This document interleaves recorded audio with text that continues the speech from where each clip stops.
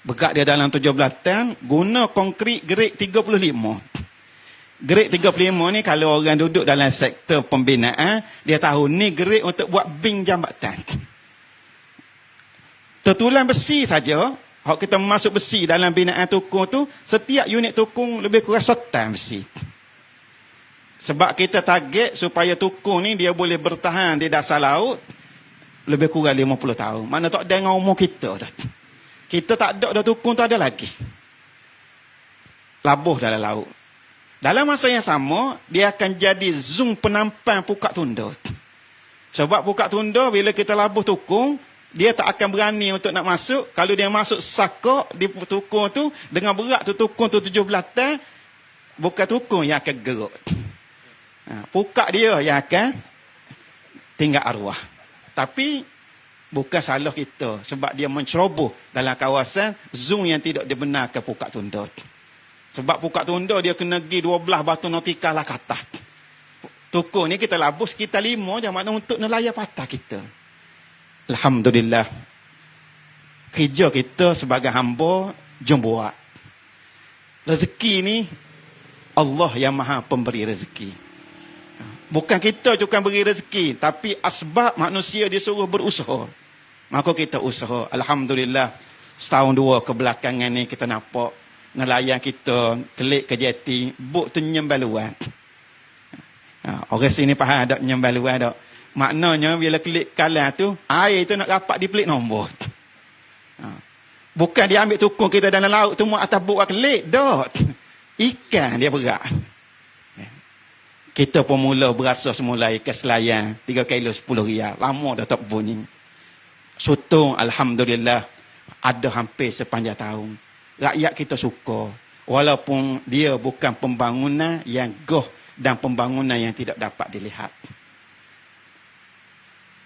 Hak ni kita nak faham makna pembangunan yang sebenar. Makna pembangunan bukan buat bangunan. Orang UMNO dia faham pembangunan dengan makna buat bangunan. Walaupun bangunan tu tak tahu nak guna untuk buat apa. Pembangunan makna kita buat apa yang menjadi keperluan rakyat kita. Dan di antara keperluan rakyat kita di Terengganu ni ialah makanan. Makanan. Ketika dunia berhadapan dengan krisis makanan, orang paling kaya ialah orang ada makanan, bukan orang ada emas dan perak. Kita akan pergi cari siapa ada makanan di rumah dia. Kalau tak ada makanan, bukan pergi cari rumah token emas. Kita fokus di Terengganu. Adik kakak, tuan-tuan sekalian, tahun 2002 sehingga tahun 2017 kita cek tanah awak nanam padi kita di Terengganu ni hilang lebih kurang 10,000 hektar hilang. Maknanya kerajaan dulu ni bukan setakat benda lain tak pandai jaga. Tanah hak nak tanam padi hak kita nak makan pun tak pandai jaga. Hilang 10,000 hektar. Daripada 22,000 hektar tinggal 12,000 hektar. Bila berkurangan tanah padi ni, dia memberi makna puyuk nasi kita kau kepek. Lama-lama kau kepek.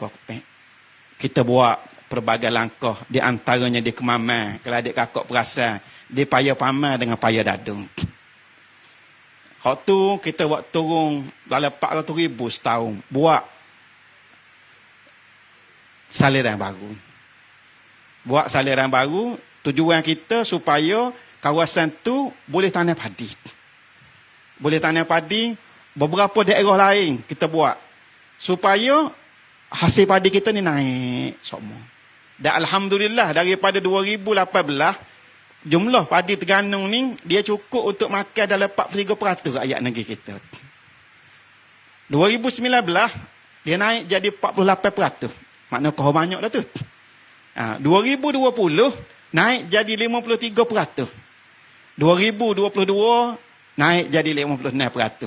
2023 ni kita sasarkan biar naik dalam 60% lebih. Makna dia kau naik.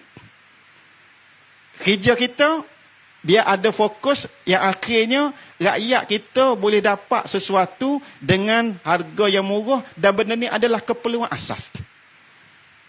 Dan orang apa pun doklah jakung sangat. Kita pun ada pelabur masuk. Pelabur besar. Pandailah juga udah-udah kecik orang putih. Walaupun nampak pakai pio. Belajar luar negara juga, udah-udah kita pun. Tak lah jakung sangat. Menteri Hak Tan Sri sebut tadi, dia mari Terengganu. Dia kata kita sudah tidak boleh bergantung kepada pertanian sekadar menggunakan cangkul. Kita perlu menggunakan teknologi. Apa dia ingat orang Terengganu ni semua petani pi kucuk kot. Kita di Terengganu dah ada pertanian bawah greenhouse. Guna IoT, guna internet. Duduk lain, boleh serai pokok di skrin telefon. Ada. Tak jakung di Terengganu. Penggunaan teknologi. Kita ada pelaburan bernilai ratusan juta ringgit daripada sebuah syarikat Amerika. Namanya syarikat McCormick. Tanah lada hitam di Setiu 600 hektar. Yang menjadi ladang lada hitam yang paling luas di Malaysia. Di Setiu. Hok pelik laginya, tanah lada hitam di Tanah Beris. Biasanya kita dengar orang tanah lada hitam bukit tak. Ni tanah lada hitam di Tanah Beris. McCormick kita biasa beli kan produk lada hitam kan. Dia sebuah syarikat antarabangsa, ada cawangan di lebih 20 buah negara. Kita ingat kau dia ada ladang. Rupa-rupanya selama ni dia beli lada hitam tu daripada orang lain, daripada negara lain, dia proses jadi produk dia. Jadi ladang yang ada di Terengganu ni merupakan ladang lada hitam McCormick pertama di dunia. Tapi bila mari, kita tak say rakyat Terengganu, jok kelih je. Kita nak biar rakyat Terengganu turut mendapat manfaat. Di antaranya dalam perjanjian yang kita sign, walaupun dia orang putih, dia kena ikut kita. Di antaranya kita syaratkan 70% pekerja mestilah rakyat ke bawah duli yang maha mulia Sultan Terengganu. Ada hitam putih, sekarang ni dia ambil lebih daripada 80%. Mana lebih daripada silih yang kita letak. Yang kedua, kita letak syarat. Kena buat kilang. Tak usah kutik-kutik-kutik atas ke proses lain. Buat kilang situ. Supaya rakyat kita boleh kerja. Dan yang ketiga, kita beri ke dia 600 hektar. Kita beri ke rakyat kita 100 hektar. Setiap seorang ambil 5 ekar.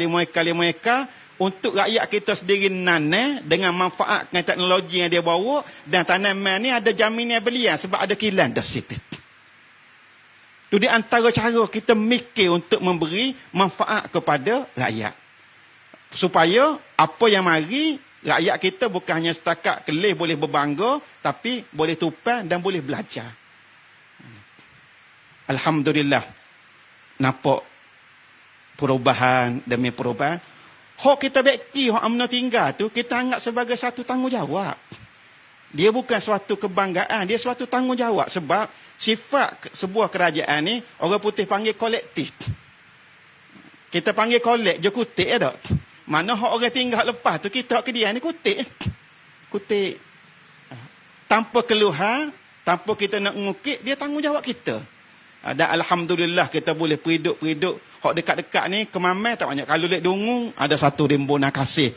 Projek 27 juta kita periduk. Cuma alik kemamai ni, di antara yang kita buat, yang pertama kita sedar, nelayan kita banyak masalah rumah. Kalau pergi di Pulau Skeping, tengok ada 50 unit perumahan penempatan semula nelayan, itu bawah kerajaan negeri. Alhamdulillah, nak siap dah. Jeti di Geliga, hak nampak baru tu, itu pun Alhamdulillah kerajaan negeri buat. Tukung jam banyak kali. Amba tahu sebab kita turun sendiri. Bukan wakil-wakil ke pegawai. Turun sendiri untuk labuh kat tukut. Padi sebelum ni kemamai pengeluaran. Data dia kosong. Sekarang ni Alhamdulillah. Dah ada hasil padi daripada kemamai. Cuma keluasan yang ada ni. Tak sampai pada satu jumlah. Hak cukup kita buat kilang je lagi. Sebab nak buat kilang dia kena ada satu jumlah. Supaya kilang ni kata dan dia nak pusing. Jadi sekarang ni jauh lah sikit ke atas. Sebab ke atas ke kilang, ada dia besuk. Tapi perjalanan kita, bila sampai satu keluasan yang menasabah, orang kemamai pun boleh ada juga kilang untuk pengeluaran padi. Rakyat kita nak berusaha. Bila kita turun, jumpa dengan rakyat, mula-mula mu ingat, orang yang mikir nak bertani ni, paling-paling muda pun mungkin akhir 40-an. Waktu paling-paling muda.